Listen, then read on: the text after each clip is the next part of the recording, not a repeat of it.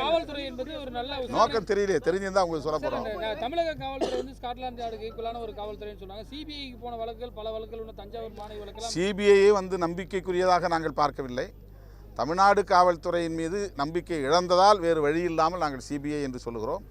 CBI 100 விழுக்காடு நேர்மையாக விசாரிக்கிறது என்று இப்போது நம்பக்கூடிய நிலை இல்லை. இன்றைய திமுக அரசு சமூக நீதியின் பக்கம் நிற்கும் என்ற நம்பிக்கை இன்னும் எங்களுக்கு உள்ளது. பாதிக்கப்பட்டோருக்கு நீதி கிடைப்பதற்கு இந்த அரசு துணையாக இருக்கும் என்று நம்புகிறோம். காவல்துறையினரின் இந்த போக்கை, குறிப்பாக சிஐடி தாக்கல் செய்திருக்கிற இந்த குற்றப்பத்திரிகையை தமிழக அரசு ஏற்கக்கூடாது என்று தமிழக அரசுக்கும் விடுதலை சிறுத்தைகள் கட்சி வேண்டுகோள் விடுக்கிறது. சீமானுடைய போக்குகள் மிக கவலை அளிக்கக்கூடியதாக இருக்கிறது, அதிர்ச்சி அளிக்கக்கூடியதாக இருக்கிறது. அவர் ஏன் இப்படி செயல்படுகிறார், இவ்வாறு பேசுகிறார் என்று விளங்கவில்லை.